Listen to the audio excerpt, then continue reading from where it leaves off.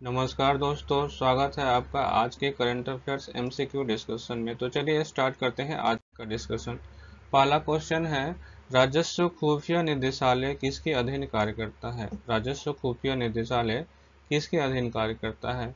Option number 1 है गृह मंत्रालय, दूसरा है विदेश मंत्रालय, तीसरा है वित्त मंत्रालय, चौथा है वाणिज्य और उद्योग मंत्रालय।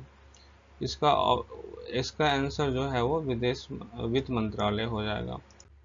राजस्व खुफिया निदेशालय भारत की सर्वोच्च तस्करी विरोधी एजेंसी है, जो केंद्रीय अप्रत्यक्ष कर और सीमा शुल्क बोर्ड वित्त मंत्रालय भारत सरकार के अधीन काम करती है।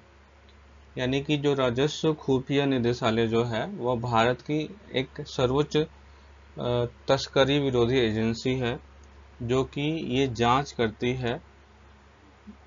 तस्करी विरोधी एजेंसी है जो कि केंद्रीय अप्रत्यक्ष कर और सीमा शुल्क बोर्ड के अधीन आती है, और ये आपको वित्त मंत्रालय के अधीन आते हैं। ठीक है, सरकार के अधीन काम करते हैं। इसका काम प्रतिबंधित वस्तुओं की तस्करी का पता लगाना और उन पर अंकुश लगाना है, जिसमें नशीली पदार्थों की तस्करी और वन जीवों और पर्यावरण के प्रति संवेदनशील वस्तुओं का अवैध अंतर्राष्ट्रीय व्यापार शामिल है।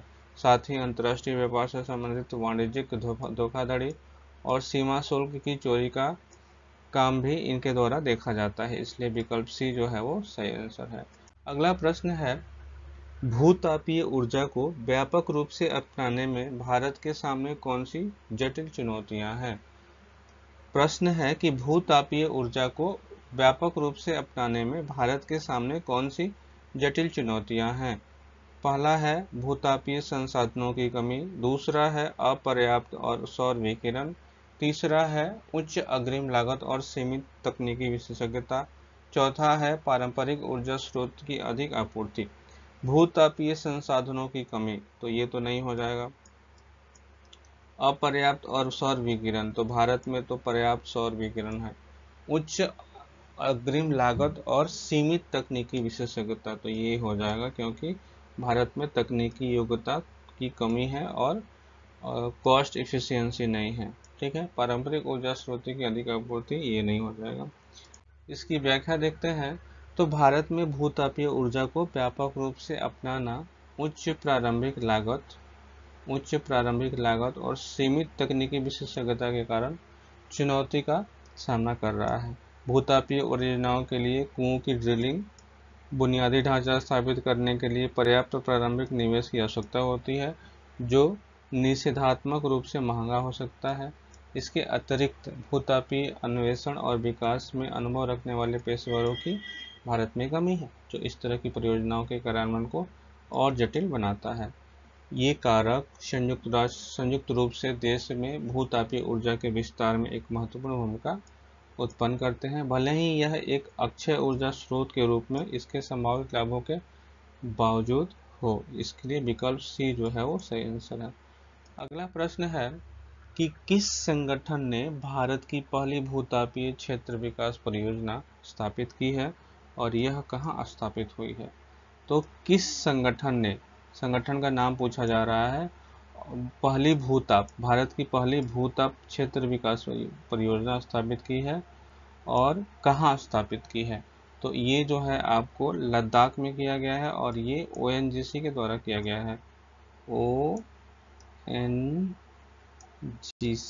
ONGC oil natural gas corporation, तेल और प्राकृतिक गैस निगम के द्वारा ये किया गया है। आपको तेल और प्राकृतिक गैस निगम ने लद्दाख के पूगा गांव में, तो याद रखिएगा कि लद्दाख के पूगा गांव में ओएनजीसी के द्वारा लद्दाख के पूगा गांव में भारत की पहली भूतापीय क्षेत्र विकास परियोजना स्थापित की गई है।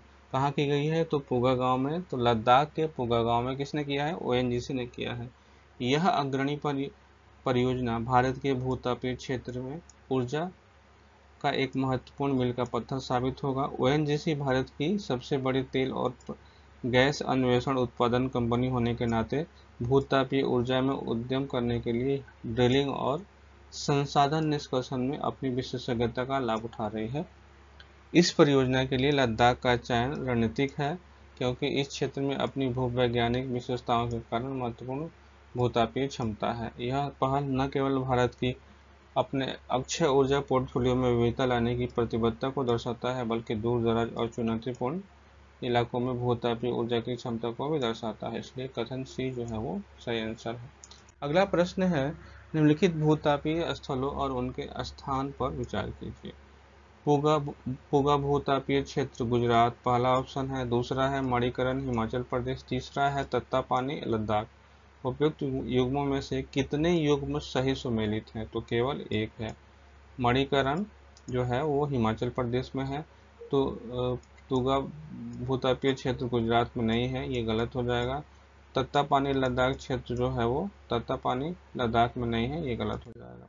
तो यहाँ देखते हैं जो जियोथर्मल प्रोविंस है उसमें आपको पुगा जम्मू कश्मीर में है, पुगा जो है वो जम्मू कश्मीर में है, मणिकरण जो है वो हिमाचल प्रदेश में है। ठीक है, मणिकरण उत्तराखंड में भी है, सोहाना जो है आपको राजस्थान में है, कैम्बी जो है वो गुजरात में है, तोवन जो है वो आपको गुजरात में है, तुलसी सरवन जो है वो गुजरात में है, सोनाटा जो है वो आपको मध्य प्रदेश में है, और तत्तापानी जो है आपको छत्तीसगढ़ में है। तत्तापानी जो है वो छत्तीसगढ़ में है। ठीक है, तो ये टोटल आपके जियोथर्मल प्रोविंस है भारत में।